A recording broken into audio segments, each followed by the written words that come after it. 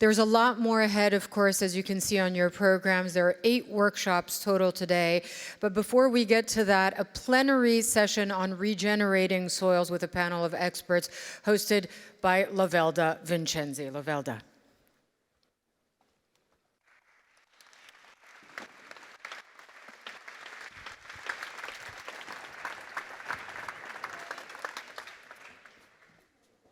Microphone's coming, here we go. Good morning, folks. How's everybody doing? Okay, some of you are awake. Some of you are a bit snoozy. Should we try it again? Just one more time. Good morning, folks. How's everybody doing? Yeah, that's more like it. Welcome to day 2. How was day 1? Was it okay? I know we've had about 1,300 people viewing online, so thank you to all of those of you who are taking the time to view online as well. As always, this is a plenary session, and whilst the workshops are designed for you to be able to ask questions of the panelists, the plenary sessions are not. That being said, there will be a QR code, which you should see shortly, which will allow you to engage in the conversation, to add your comments in that sort of way, to ask questions that will be answered by the team here. So now time for the first session of today, where we'll be talking about agriculture and viticulture and why it is really important for securing healthy soils. But in particular, we've talked a lot.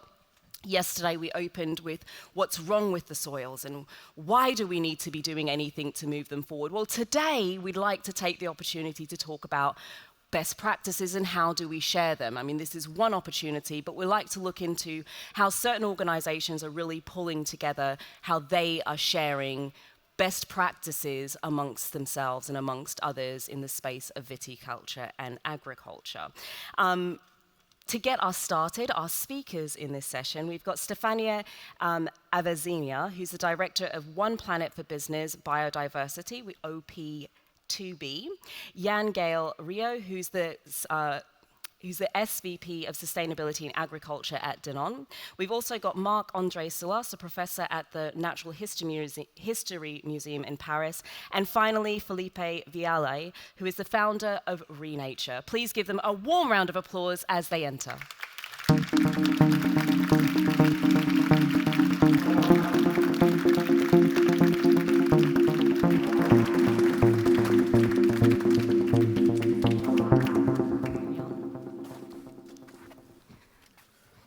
Good morning. How are you all doing this morning? Good. Good. Awake. Yeah. This is a good start. It's a very good start.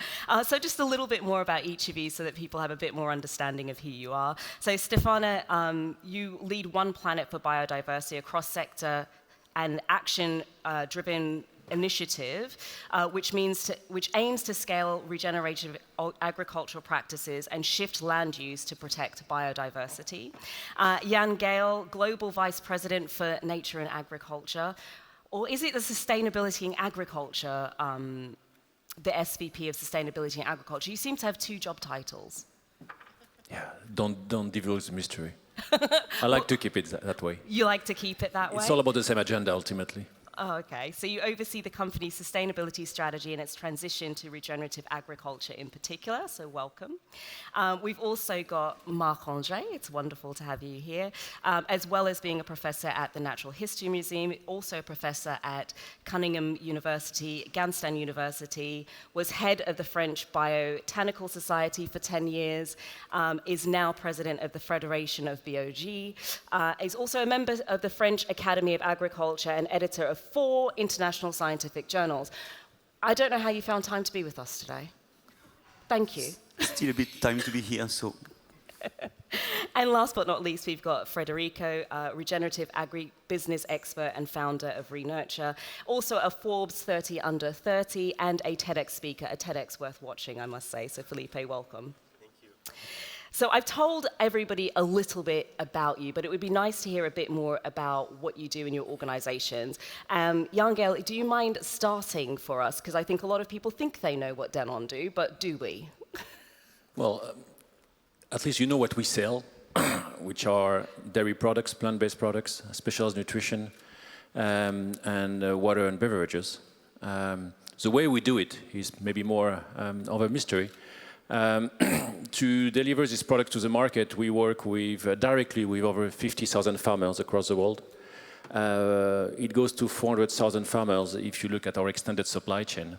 And when it comes to where Dana agenda and this audience agenda comes together, in 2017 we decided to embrace the concept of regenerative agriculture, and we've decided to convert our key supply chains, so dairy, plant-based, fruit and veg, towards regenerative agriculture. So that's that's what I do with a great team of engaged owners. Great to know a bit more about how you do it. We'll find out more about that in a bit. Felipe, for people who haven't heard of Renature before, can you tell us a little bit about it? Perfect. Yeah, absolutely. So I'm from Brazil, but Renature is a Dutch organization working on mainstreaming regenerative agriculture and scaling, but mostly across the global south. So working a lot with smallholder farmers and corporates. So we have Renature Foundation and Renature for Profit, and Renature Foundation work with smallholders, farmers across the global south, and with the corporates we work with in their own supply chain to change practices, but also to monitor and evaluate impacts on different indicators. So we come from the standpoint of that we focus on countries where deforestation and land degradation is driving fast, so that we can create regenerative business case that proves that major commodity crops can be grown under regenerative practices. So that's kind of where we are at the moment. Yeah. Fantastic. Marc-André, can you tell us a bit more about the work that you're doing, in particular around best practices and learning more about what best practices are? Yeah, I started very young as a mycologist. I was interested in fungi at the age of 10. And this drove me in the soil because the living body, the daily life of the fungus is the mycelium, this kind of microscopic network of filaments. Then I became slowly, because of that, a soil microbiologist. And then I came back from soil, in a way, because I was more and more asked to make training of farmers, we were working a lot in truffle grounds on black truffles, and I realized that what I saw on the ground was not fully congruent with the way people were using the soils or handling them. And as a result, now we work a lot on agroforestry, for example, agroforestry in vineyards. We try to assess the impact it has on microbiology of inside the plant or microbiology of the soil, taxonomy and mechanism operating. And also I discovered that there is a lot to teach, to say. We need more outreach and popular science to make consumers also aware of that. Superb. So a lot of depth of knowledge around the soil and how we need to educate others. And last but not least, Stefania, can you tell us a bit more about the work that you're doing? Yes, sure. So I'm representing a coalition of 26 multi-local companies. We're talking about large companies in the food and beverage like Danone, Nestlé, Unilever, Mondelez. They're also in the cosmetic like L'Occitane, L'Oréal, and also in the fashion industry like LVMH and Kering. And these companies have all come together in 2019 because they understood that if we want to really accelerate and scale up regenerative agriculture, we need to do this together. And so this is the coalition I'm representing. What we really have achieved is, first of all, a common alignment on the definition and the impact indicators on regenerative agriculture, and then it's about peer learning and peer collaboration. Speaking of peer learning and peer collaboration, we are here to talk about sharing best practices. How have you been doing that? Well, first, these 26 companies all have blueprint projects out there, and so we have identified 60 case studies out of those. These are proven examples that can be scaled up. And what we have been doing at the moment is, first of all, publish these case studies so that we can amplify and prove the validity of what they're doing and sharing these learnings. And and then we have been drawing insights, of course. And maybe one of the most important ones that I want to remind is farmer centricity. Farmers are the ones driving the transformation. They need to be in the driver's and the leading seat. And all the best practices show that it's about peer learning for farmers. It's about identifying those early adopters. We talked about it also yesterday, so I want to acknowledge the fact that they are the one who are driving the transition. Yeah, Jan Gael, you've got some really interesting ways that you're sharing best practices at Danone. Can you share those with us? Yeah, I mean, we cover a wide variety of countries and farming systems. When it comes to dairy, our farmers have from 3 to 3,000 cows. So we don't talk the same way, you don't talk the same language, but also you don't talk the same way depending on where the farmer comes from. There are many ways to share best practices. Let me start with saying one thing. Before sharing best practices, we like to share good practices. We want to make sure our farmers walk before running. And that's very key. Otherwise, they keep running after the new thing, the new innovation, before making sure their operation is stable and efficient. So the way we share best practices is, it's not PowerPoint. It happens on the ground. So we do this. It's peer-to-peer learning. That's what works best. So we're trying to establish a network of demonstration farms, which are commercial farms, where we incentivize our farmers to implement the best or good practices we believe are appropriate for the farmers to adopt. And then part of the incentive we give to the farmer is also, we're going to pay you to implement something new, you're going to track the impact, but also you're going to open your farm to other farmers so they see what you do. One key belief we have is in farming, but in many other activities, seeing is believing. So that's our learning process. I love that what you've done is firstly that you say, before we start running, and we all want the best practice, actually that could be a trap to be running after the best practice, because now we're just looking always for the next best thing rather than starting with a stable ground. So sometimes it's, let's get all the good practices implemented first, and now that we know you've got a stable operation, now let's aim for best practices.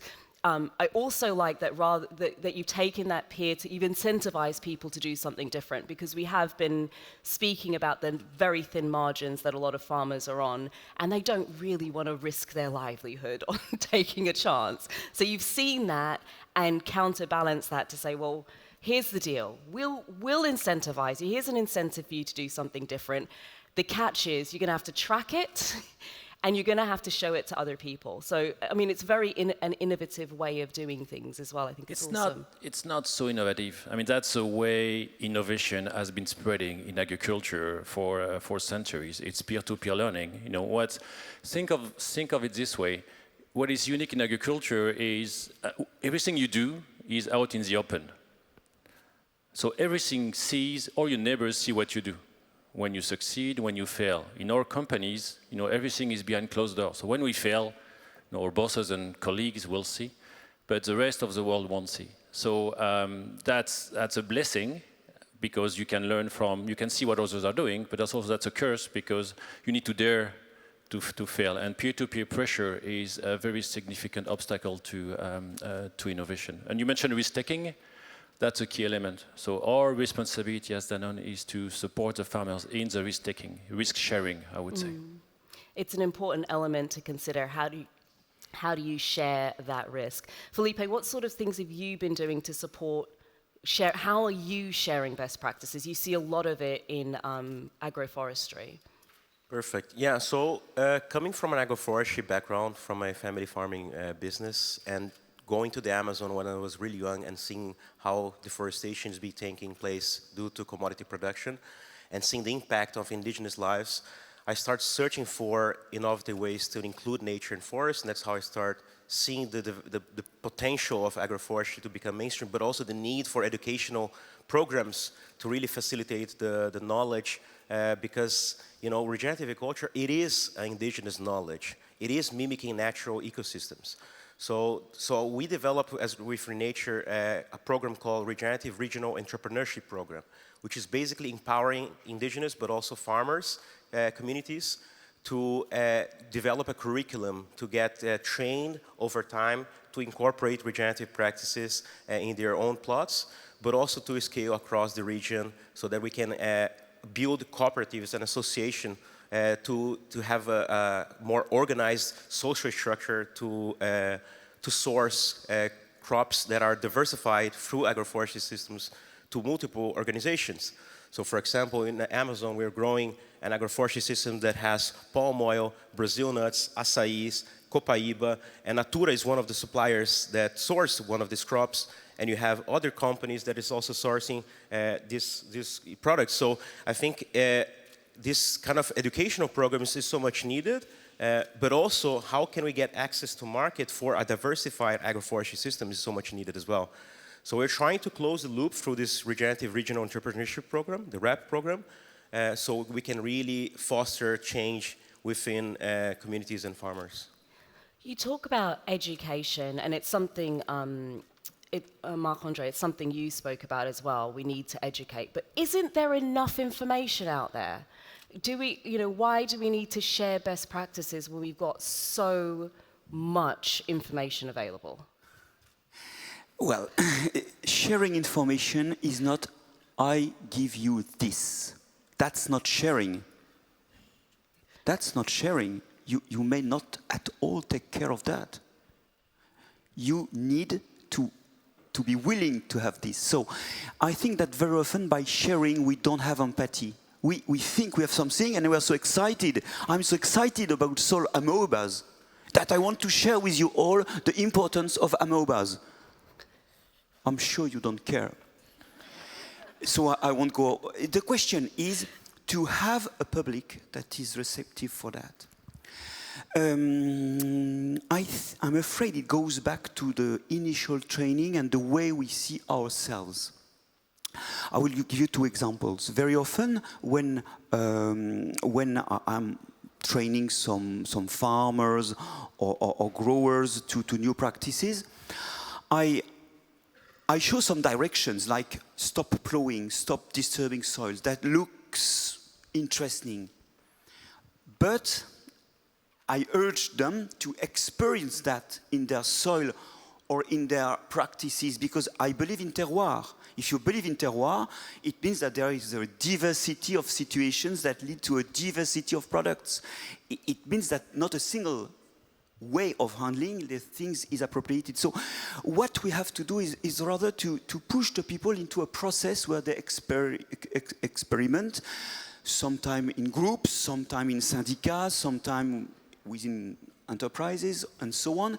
But we have to put people to be the owners of the method. That's my first thing. The second thing is going back to the initial training.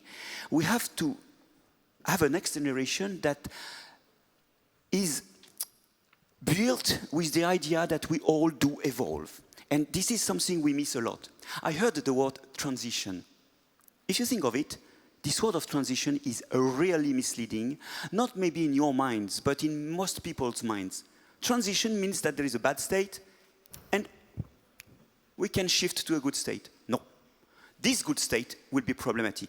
Levi-Strauss was saying that very often what we call progress one day is just solving the problem from the progress of the previous day. And indeed, conventional agriculture was fulfilling the program of giving food to everyone. But then there are technical problems about quality of ecosystems or health of humans, and we now have to solve this problem. And what we will do, what we think to be best or good practices, will be the hell of tomorrow. Calling for more transition, again, and transitions upon transitions, it means evolving. So we have to build the people with the idea that we have to evolve. Given the speed of the climate change, it's not even an option. So we've got to compel people to want to take the action rather than, here's a lot more information I'm going to share with you that just has us have a lot more information, a pile of information here, but nothing happening. Stefania, how are you supporting, you're across multiple organizations, how are you supporting that helpful exchange that actually has those organizations compelled to move forward rather than just consuming information? Thank you. I want to acknowledge what also Marc-Andre was saying. One thing is knowledge production, and I think today we sometimes are overproducing. And another thing is having a common shared understanding of the issue and actually then a shared intent to actually solve it. I think I can, of course, talk more about peer-to-peer learning among companies, and so not that much on the farmers level. That's my disclaimer. And I think here, the first thing is these 26 companies actually have joined forces. So there is a willingness to learn from each other. There is a willingness to collaborate. So that's actually already the first key success factors, because if you don't want to learn, if you don't want to share, if you think you have got everything, then you're not open to receive and receive those learnings. So I think that's one. And then it's actually quite simple. It's about building trust to build collaborative partnerships. So it's about meeting each other on a monthly basis, exchanging, and then it's a shared trust safe space so that they can also share their learnings and failures. But there is still a lot to learn, I think, because we still have a lot of way to go. Or come back to a shared space where people feel they can trust. I'll put a pin in that and come back to that one. What I want to move on to now is there's a difference between sharing information and sharing information, as you say, Marc-André, in a way that people feel compelled to adopt it and act. Jan Gael, how do you do that? Like, how do you share knowledge and best practices in such a way that it's not just information, but you can see it actually creating transformation? So sharing information is the end of the process. You need to create the context for the farmers ultimately to be willing to to embark into that transition. So the first thing is to identify, the best or good practices, and we've got, great people around the room here, or who are feeding us with, new ideas and new things to try. But our responsibility is first to pick and choose what are what applies to the situation. But we need to create that context. So what is the context? First, it's procurement practices. I firmly believe that your commercial agenda needs to go together with sustainability agenda. So what does that mean? That means long-term contracts, 5 years, even more, transition, or one of the first element of the first transition of many others takes, to regenerative agriculture is 3 to 5 years. So you need to give that visibility to the farmers that, we are on a journey together. Pricing mechanism. We were talking about risk sharing. So how do we share the risk? How is that reflected in your pricing mechanism? It can be, premiums. It can be open books costing. I mean, there are many ways to do it. So you send a commercial signal. Then, you bring the best practices, and the key is change management. How do you create, the farmer community which will be willing to embark together in the transition? So I mentioned the demonstration farm. Another element of the transition is generation transmission. Most of the farmers, at least in many of the countries we operate, one of their objectives is to transmit to the next generation. So tapping into that emotion, into what you do is not only about caring about the nature. It's not only caring about your P&L. It's also caring about your ability to transmit to the next generation, which is two things. You need to transmit something which is sustainable, and you need to transmit an activity which is where your kids will want to work. So quality of life, risk in terms of chemical risk, health risk. All of this goes into appealing the farmers to the transition. So it's really a multi-faceted activity, and the best practice only comes somehow at the end of the process. If you start with the best practice, then you will hardly get your audience into the journey. It's a real mental shift in how we think about things, because I think almost what we want to do is come and say, let's collect these best practices and let's go and implement. And what you're saying is, let's collect the best practices and then let's create an environment which allows for them to be taken up fully. And that requires really thinking holistically about the business context and how to create a win-win. Felipe, you work more with the farmers. How do you communicate these best practices in such a way that they care? Perfect. Yeah, so, we see that the most effective way to actually seduce and inspire farmers, it's two ways. So one is to actually invite them to visit a plot where it's already shown a success in his neighborhood, or in the region where he's working. So that's why we work a lot with model farms, which is like showcase pilots that you can really show that there is a business case behind. Because if you're only showing, let's say, the improvement on environmental aspects or just the food security and other social aspects, this is simply not enough for farmers. So that's why we're really developing a business case to prove that it is more profitable. So you reduce the overall input costs, so you maximize, you diversify income and so forth. And the second most effective way is by showing the data from previous interventions projects, so that they can see also that there is gains from these practices from every level as well. So data and also with their visualizing, it's the most effective way. So with Nespresso, for example, we're working on reaching 1,200 farmers in Brazil, that they host 117,000 hectares of coffee systems, which is still mostly managed under monoculture, conventional coffee plantations, but now it's being changed to regenerative and agroforestry systems using avocados, African mahogany, and macadamia and other tree species to provide 30 to 60% shade to these coffee plantations. And this is by bringing farmers to these model farms, they can really be inspired and replicate. So last year we did with 10 farmers from Nespresso supply chain. This year we're going to 100, next year to 500. So we are really scaling and seeing the success factors from Nespresso coffee farmers to adopt regenerative practice at scale. Brazil is the biggest exporter of coffee in the world. So when people ask also what's the feasibility of doing that at scale, it is possible, but we do need two layers that we still have as a challenge. One is mechanization and tools to manage diversified systems. Because, of course we can grow coffee that Nespresso wants, but with avocado shade that we're trying to make it an efficient way, the management and the pruning of those trees. So we need new machineries and technology to manage agroforestry and regenerative systems.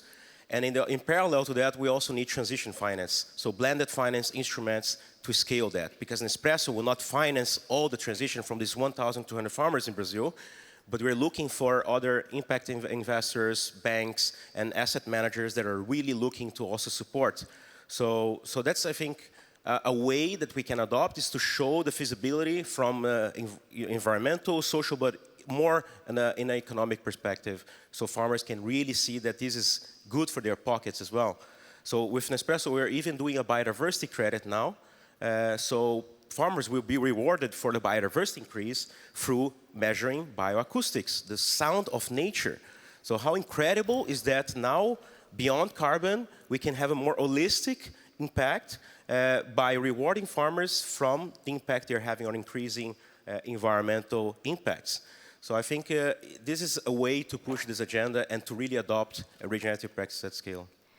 What I'm hearing, oh, you can clap. I can see people like, yeah, I want to clap. Oh, you can clap. What I'm hearing is we really have to take a much more holistic approach.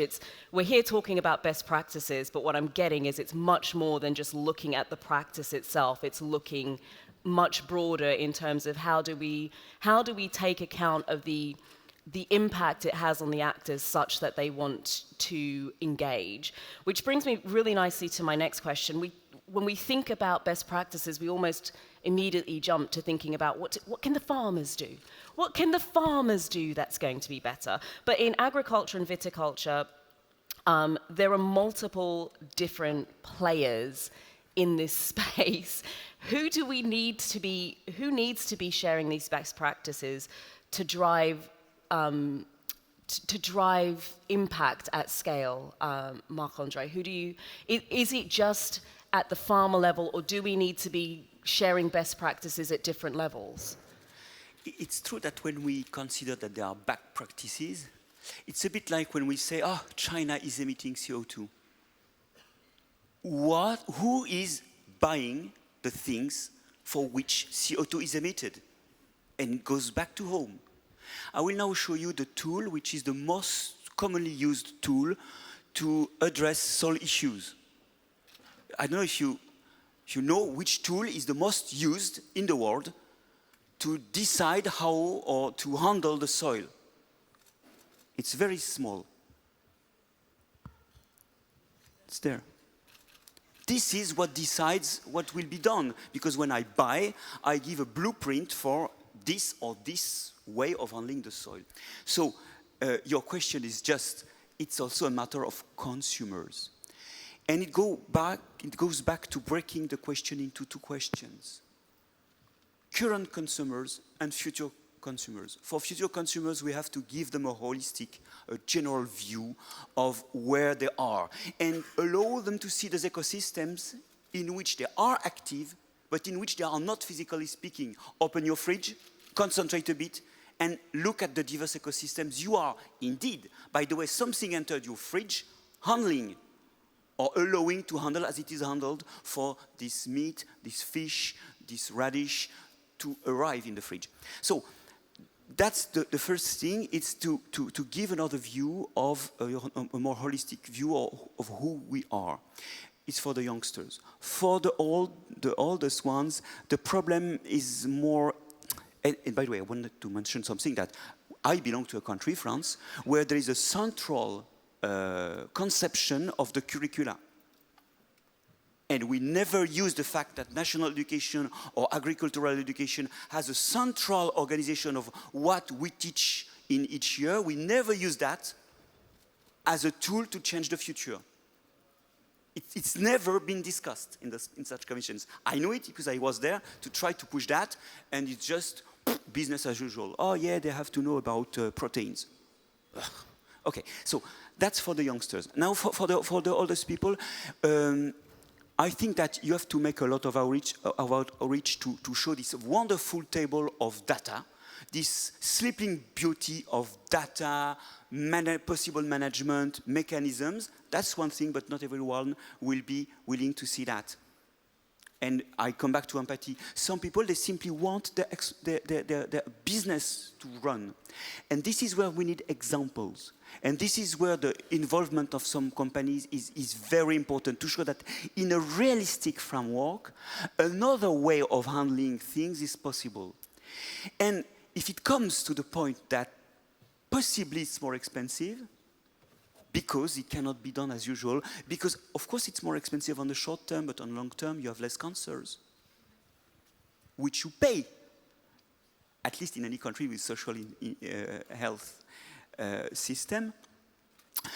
Then you need the consumers to back up and to say, okay, well, yeah, I can see that the tomatoes are 10% more expensive, but my contribution to the social health system will be lower in few months, because there will be less ill people. So we really need to offer examples, but it will never work if we don't have a systemic view and take into account consumers of every age. So what I'm hearing is, we're talking a lot about sharing best practices purely, in terms of an organizational context, but I think it's also really important that we remember the consumer at the end of it. Which gets me thinking, we're talking a lot about the recipients of the information. Who should be sharing? Where should this be coming from? Stefania, do you have a view? Where should these best practices be coming from? We're talking about who it should be going to, but who should be responsible for sharing them? I think ultimately the farmers are the one who are the ones learning and who should be the ones sharing. And so I'm just very new in my position, but this is one of the first things I saw. I'm like, we're talking a lot about transforming the agriculture, but where are the farmers? I haven't met one in my first 2 weeks. So I think that's the first acknowledging. And then, but I agree that companies can play a big role. And when we look at the transition, and Felipe was saying, and I just wanted to mention one example of, you need to finance the transition. And sometimes companies can, for example, have a best practice sharing. It's about incentives for farmers to change their practices, and then there needs to be incentives to keep it over time. And I have also an interesting example like the one of Felipe with L'Occitane, who is buying wild shea nuts, organic shea nuts from Burkina Faso in the forests, and they have combined the fact that they're paying a premium price, also up front, with restoration farming restoration trainings. And so what happens is in the 2,800 farmers that they have trained in the sites, there is 80% less tree chopping. So this is impressive when you look at how they are able to restore and manage sustainably a forest while having a premium price, because this is wild shea organic nuts. So the farmers should be responsible for sharing peer-to-peer. Marc-Andre, why do I feel like you've got a very passionate but perhaps slightly different perspective? Don't look at me like that. No, if I may, there is something I suddenly realized that I didn't answer well. I would like to share two experiences with you. One is in Bourges currently. There is an exhibition on soil. They have no mean to have microscopes and diverse animals or culture of bacteria. They just asked artists to represent soil. And the result is that for the first time of my life, I saw a translucent soil, because one of the artists was making a soil in paper with the light coming from outside, and you see inside the soil. Well, you see, when I mean it's a common thing in the society. The other experience I want to share with you is, you know it, Gilles, because we are there together. It's this, at the Museum of Design in Bordeaux, there was an exhibition on landscape, with this idea that the farmers are the designers of the landscape. And they came to the point that they do that by plowing or not plowing, sowing or not sowing. They do that by soil. And then they have a whole section on how to handle soil, what is sustainable or not, and they invited people like me to make talks about soil. A museum of design. You see, it's not an agricultural thing only. Yet, agricultural people from agriculture, they have something to say here. And I would like every young people from the cities to once with their teachers to go in a farm. Because believe me, now we are very urban, and some young people, they never saw a farm. I even have the story of one of my previous students being a teacher. He was driving his young 15 years old guys to a farm. One escaped from the bus immediately to enter the building, and he came back shocked. He saw a giant cow. It was a normal cow, but he didn't realize that cows were bigger than dogs. It's true. No, it's true. So there is a lot to do, and farmers, they can just be the place to train another generation.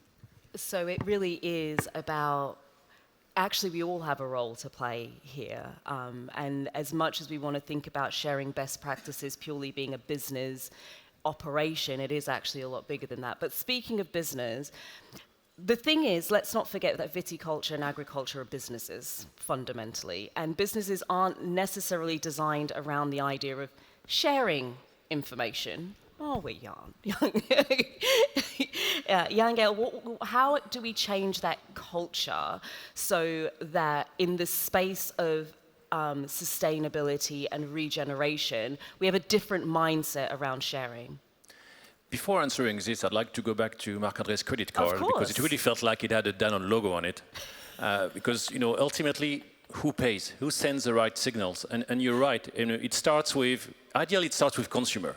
When consumers send a signal, everybody follows. This is very easy. Today, consumer signals is pretty weak when it comes to how much the consumer is willing to pay extra for, a sustainable product, let's put it this way.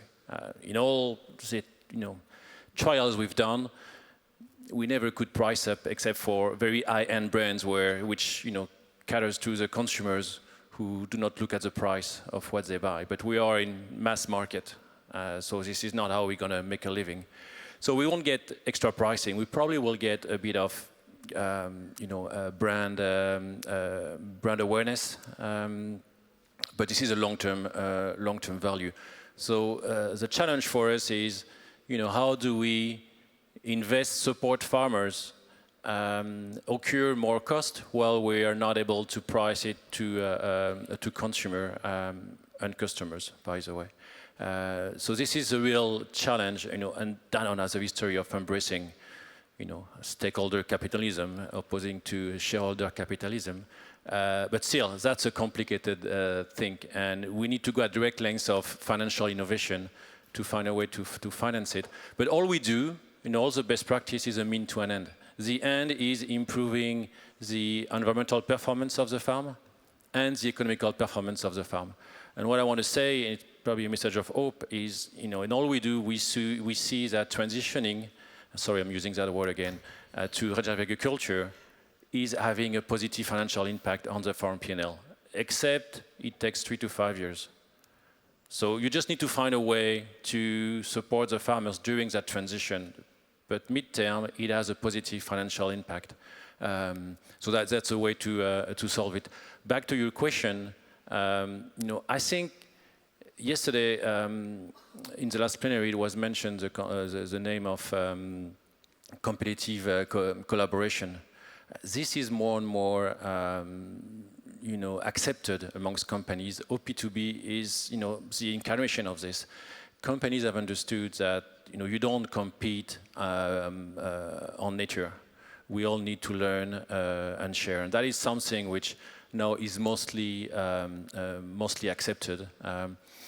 There is also the concept of non-competing coalition. So you've got the peer-to-peer learning, but also you've got the vertical learning. At Danone, we've created the Farming for Generation Alliance, where we've put non-competing companies. What is non-competing? You've got a seed supplier, a fertilizer supplier, a genetic suppliers, etc., etc. So companies who do not compete, but all share the same purpose, serving the farmers. Not all companies are, sharing openly, but I really see an accelerating trend around these lines, and I would say that's probably not going to be an obstacle going forward.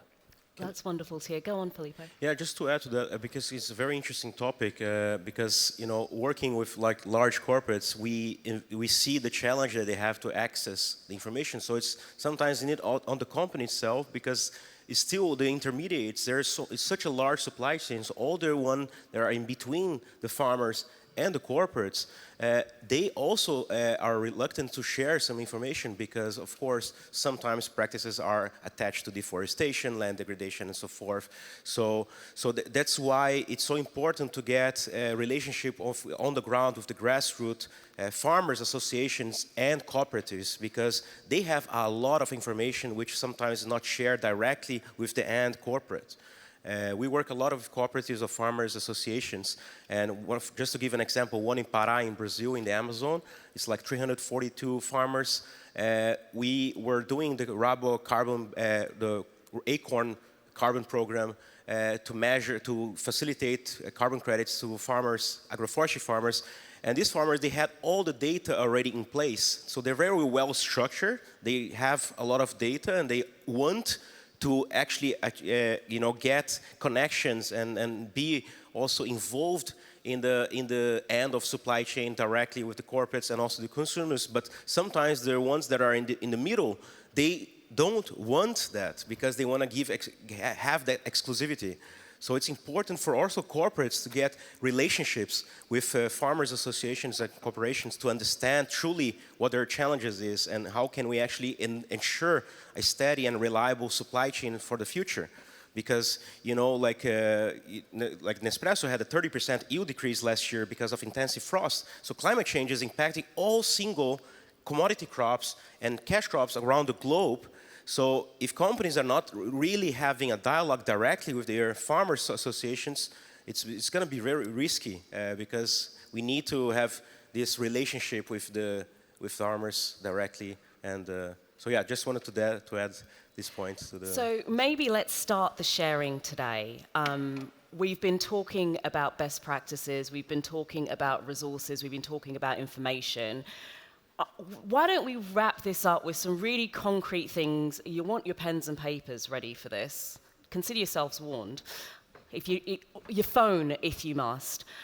Can we share some practical places that people can either engage with the work that you're doing, or resources that are available for people to go to right now who are ready to take action? Felipe, we'll start with you.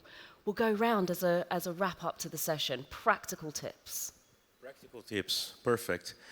I think, we can do from every level, from the individual, but also from a collective effort. So like an individual level, you can do that at home, in every single level, with your family, with your plants in your garden. When you plant a seed and you see it growing, it's the most amazing thing. It's a very small thing that you can do in your backyard, or if you live in an apartment like I do, like in Brazil, it's like you can plant in your terrace. So it's like just to figure out a way to actually see that seed growing. And I love that there is like a tree, a kid that plants a tree with the father, and he asks the father, when will we eat that fruit from this tree? And the father says, this fruit will only harvest in like 150 years from now. So the fruit is not for us in this period of life, but it's for the coming generations. So it's also like we, as a human being, we also should do that at home. So secondly is the collective effort. So I think like networks like OP2B and these coalitions to build alliances is the way for us to really scale regenerative and also best practices, because I think we need to dialogue and we need to find synergies to do that. We cannot do things alone. So that's why when people talk about competition in regenerative agriculture, I'm like, what kind of, why we're considering a competition here? We should be not even considering competing, but with the ones that are actually selling the chemistry inputs and make farmers dependent on continuing doing conventional agriculture. So I think this kind of coalitions like OP2B and this kind of consortiums is what makes things change and be part of it. Yeah. So plant a tree, teach your kids, and get involved in coalitions. So Stefania, really quickly, what would you suggest? Yeah, I wanted to reply to Felipe. I think it's important that we realize a farmer doesn't have one field for potato, for McCain, one field for cereal, for Nestle, and so the need for a collective approach is just mandatory, because a farmer serves multiple customers, and so if we don't align on a common framework and on common definition and common way how we measure also regenerative agriculture, this won't happen.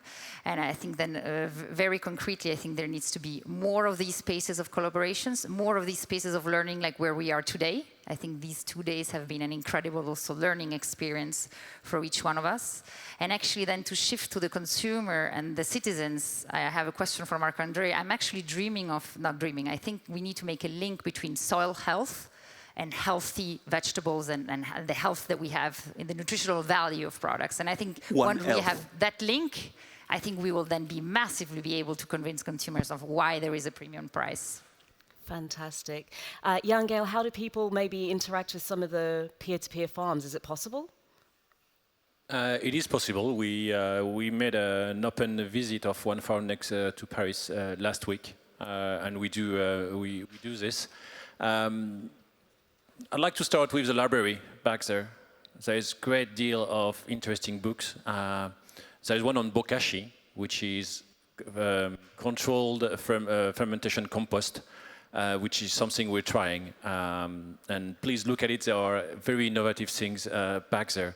Then the other thing is we've put on the web the Danone Regenerative Agricultural Knowledge Center, which is an open source sharing of all our learnings. So, go Google it, go on the web, and hopefully you'll find things which are useful and interesting. And the last thing is First, I'd like to thank Moitensi for that great event and make an ask for let's have more of these. I think they are great ways to learn and engage collectively beyond what we learned today. I think this is creating connections which are going to be fruitful in the months to come. Fantastic. And very, very quickly, Marc-André. One, we need fair, honest, stringent labels for consumers to not spend time to know the farmers before buying the thing when they buy things. Second, for farmers, for producers, we need also something more positive than what the society wants. We need something that allows them to see their progress. I belong to the scientific advisors of Pour une agriculture du vivant, a cluster of producers and selling companies that are gathered together to try to improve the practices. And we have an soil regeneration index, which outcome is not I'm good, I'm bad. Did I progress when I change that or not? And this is something that gives a better feedback, a better view of yourself when you are a farmer, I think, to know if you are upgrading or not, without judgment ex absoluto. Fantastic. Thank you all so much for your contributions. It's been an incredible conversation. Please give them all a warm round of applause.